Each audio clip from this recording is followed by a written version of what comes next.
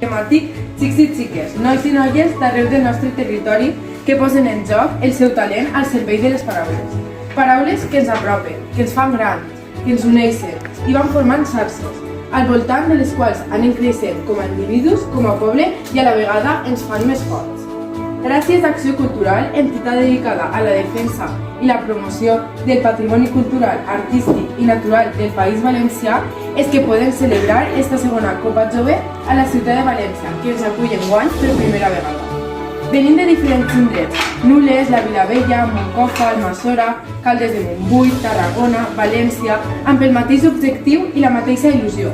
Evidentment, guanyar, fer escràvels, tindre bones lletres al faristol, fer molts punts, a que sí?